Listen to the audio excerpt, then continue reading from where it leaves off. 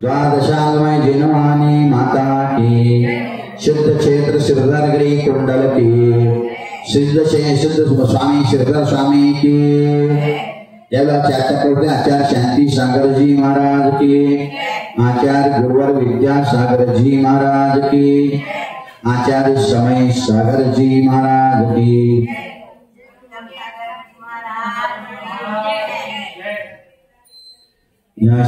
हे सिद्ध क्षेत्र आहे श्रीधरगिरी कुंडल। हे अतिशय प्राचीन सिद्ध क्षेत्र आहे आणि प्राचीन सिद्ध क्षेत्राबरोबर हे अंतिम सिद्ध क्षेत्र आहे। इथून श्रीधर स्वामी सुत केवली, अंतिम सुत केवली इथून मोक्षाला गेलेले आहेत आणि या क्षेत्रावरती आमचे अंतिम 2 तीर्थंकर काशनाथ तीर्थंकर आणि महावीर तीर्थंकर समोर शिरून घेऊन आलेले होते। म्हणून हे फार पवित्र क्षेत्र आहे। कारण आमच्या धर्मामध्ये सांगितलेले आहेत 5 प्रकारचे क्षेत्र सांगितलेले आहेत। प्रथम क्षेत्र सिद्ध क्षेत्र, जिथून मुनी मोक्षाला जातात त्याला सिद्ध क्षेत्र असं म्हणतात। तर सर्वात सर्वश्रेष्ठ सिद्ध क्षेत्र म्हणजे शाश्वत सिद्ध क्षेत्र म्हणजे आमचे सम्यक शिखरजी आहे। सम्यक शिखरजी शाश्वत सिद्ध क्षेत्र आहे। तिथं असंख्यात मुनी मोक्षाला गेलेले आहेत। त्यानंतर महाराष्ट्रामध्ये आणखी 4 सिद्ध क्षेत्रे आहेत। एक मांगीतुंगी, गजपंता, कुंतलगिरी आणि एक कुंडल श्रीधरगिरी। हे 4 सिद्ध क्षेत्र महाराष्ट्रावाल्यांचं भाग्य आहे आणि त्यामध्ये सुद्धा सांगली जिल्ह्यावाल्यांचं भाग्य एवढं मोठं आहे की एवढं जवळ तुम्हाला सिद्ध क्षेत्र मिळालेलं आहे। विचार करा किती पुण्यशाली आहात तुम्ही। इथं जवळच कर्नाटक आहे, हे सुद्धा सिद्ध क्षेत्र नाही तिथं। पण आपण महाराष्ट्रवाले आणि सांगली जिल्ह्यातील फार पुण्यशाली आहात, तुम्हाला सिद्ध क्षेत्र जवळ मिळालेलं आहे। तर असल्या सिद्ध क्षेत्राच्या जवळ तुम्ही जन्मला, तुमचं सौभाग्य आहे। परंतु आश्चर्याची गोष्ट आहे, हे सिद्ध क्षेत्र असून आणखी काय आश्चर्य आहे तर हे तीर्थ क्षेत्र सुद्धा आहे। आमच्या शास्त्रामध्ये तसं 5 क्षेत्र सांगितलेत ना। एक सिद्ध क्षेत्र, दुसरं कल्याणक क्षेत्र, जिथं तीर्थंकरांचं कल्याण होत असतात। गर्भ कल्याण, जन्म कल्याण, दीक्षा कल्याण, केवळ कल्याण, हे 4 कल्याण ज्या स्थानाला होतात त्यांना कल्याणक क्षेत्र असे म्हणतात। मग 5वं कल्याण म्हणजे मोक्ष कल्याण, सिद्ध क्षेत्र होणार ते। तर कल्याण क्षेत्रामध्ये प्रसिद्ध आमचं एक क्षेत्र आहे हस्तिनापूर। तिथं 3 तीर्थंकर, शांतीनाथ, कुंतनाथ, अरुणनाथ, 3 तीर्थंकरांचं 4 कल्याण झालेली आहेत। आणि जसं सम्यक शिखरजी शाश्वत सिद्ध क्षेत्र आहे, तसं अयोध्या एक शाश्वत अतिशय कल्याण क्षेत्र आहे। सगळे तीर्थंकर तिथंच गर्भाधिका तिथूनच जन्म घेतात। परंतु या पंचम काळाच्या अथवा या हुंडावसर्ग दोषाच्या कारणानं काही तीर्थंकर अयोध्या जन्मले, काही काशी बनारस मध्ये जन्मले, काही हस्तिनापूर मध्ये जन्मले, महावीर भगवान बाबा कुंडलपूर मध्ये जन्म घेतले, नेमिनाथ भगवान शेवडी बटेश्वरला जन्म घेतले, वेगवेगळ्या ठिकाणी जन्म घेतले। परंतु कल्याण स्थानामध्ये अयोध्या श्रेष्ठ आहे। तर एक सिद्ध क्षेत्र झालं आणि दुसरं कल्याण क्षेत्र, जिथं तीर्थंकरांचं कल्याण होत असतं त्याला कल्याण क्षेत्र असे म्हणतात। तिसरं एक क्षेत्र आहे तीर्थक्षेत्र। तीर्थक्षेत्र जसं समौषण घेऊन तीर्थंकर ज्या स्थानाला पोहोचतात त्यांच्या पवित्र पावन चरण स्पर्शाने ज्या क्षेत्राला ते पवित्र करतात अशा क्षेत्राला तीर्थक्षेत्र असे म्हणतात। जसं राजगिरी सुद्धा आहे, भगवान महावीरांनी 3 वेळा समौषण घेऊन गेले तिथं।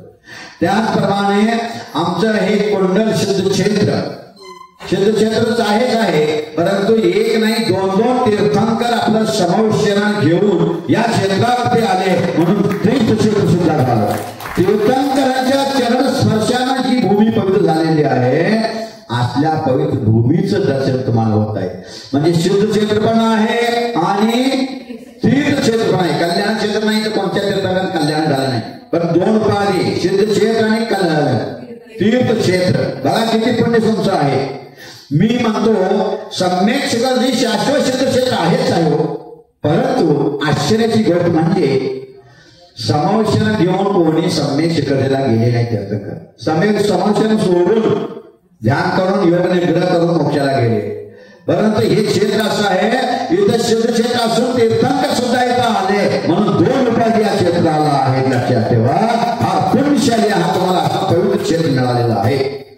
आणि याच्या सोबत आणखी एक क्षेत्र असतं, त्याला म्हणतात अतिशय क्षेत्र. 4थ्या नंबरचं क्षेत्र अतिशय क्षेत्र म्हणजे जिथं स्वर्गीय देवी देवता येऊन काहीतरी माणसांच्या पेक्षा विशेष काम करून दाखवतात, त्यांना अतिशय क्षेत्र असे म्हणतात. जसं श्रवण बेळगोळाचे बाहुबली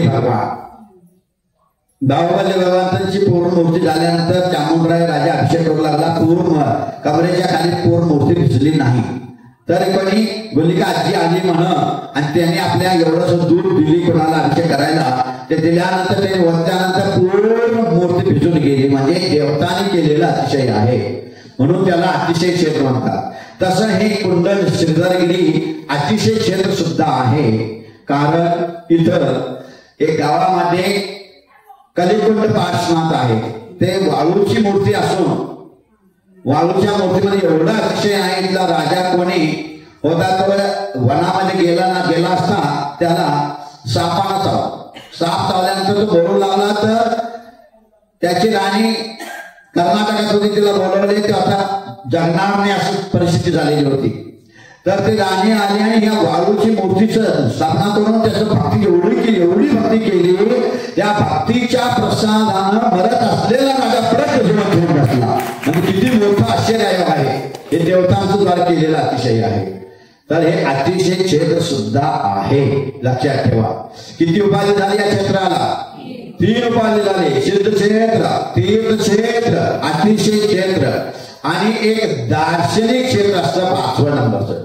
तर दार्शनिक क्षेत्र म्हणजे तिथं दर्शन करायला मात्र जायचं असतं. जसं कुंभोजी बाहुबली आहे, धर्मनगर आहे, आता उदगाव कुंजीवन आहे. हे सगळं दार्शनिक क्षेत्र म्हणायचं, दर्शन करायला जायचं. आणि हे सुद्धा दार्शनिक क्षेत्रामध्ये सुद्धा येत आहे.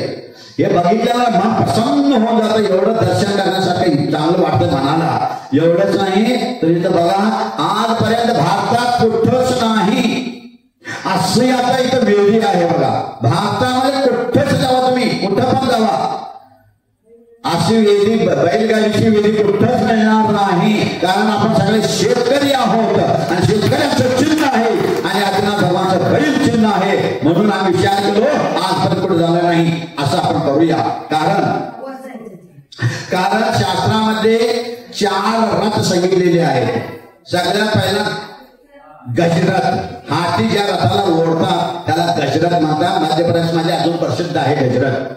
आणि या भागामध्ये अब्दुल्लाटमध्ये आता अमृत लाट झालं, ते त्या लाटेमध्ये 2005ला आम्ही गजरथ केलेलो होतो. 2 हत्ती मध्य प्रदेशातून आणून, एक मध्य प्रदेशाचा रथ आणून त्या एका रथाला 2 हत्ती झुंपलेले होते आणि 3 मजली रथ, 100 लोक त्याच्यात बसत होते, बसलेले होते. असल्या रथाला मंडपच्या पंचकल्याच्या मंडपाला 7 फेरी घातलं होतो आम्ही. असं गजरथ प्रसिद्ध आहे जगामध्ये.